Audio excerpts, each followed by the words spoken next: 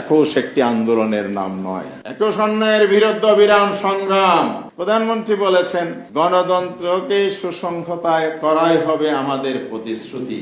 আমি বলতে চাই জুলাই চেতনা, জুলাই সংস্কারকে মাইনাস করে গণতন্ত্র সুসংহত হবে না স্বৈরতন্ত্র আবার ফিরে আসবে? আপনি সংস্কার না করে কিভাবে বৈষম্যমুক্ত বাংলাদেশ করবেন? কথা কাজে ভাই মিল নাই। আল্লাহর ওয়াস্তে আর রক্ত ঝরাইয়েন না।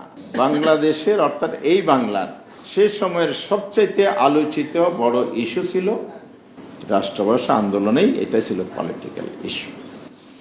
পরবর্তী সময়ে যেহেতু দাবি আদায় হয়নি, আবার 52 পর্যন্ত যে পর্বটা শুরু হয়েছে সেটা ছিল চূড়ান্ত পর্ব। প্রথমে লিয়াকত আলী খান, প্রথম প্রধানমন্ত্রী পাকিস্তানের, তিনি ঘোষণা দিয়েছিলেন। তিনি মারা যাওয়ার পরে খাজা নাজিমুদ্দিন আসলেন, তিনি আবার রিপিট করলেন। তখন আন্দোলন চূড়ান্ত হলো।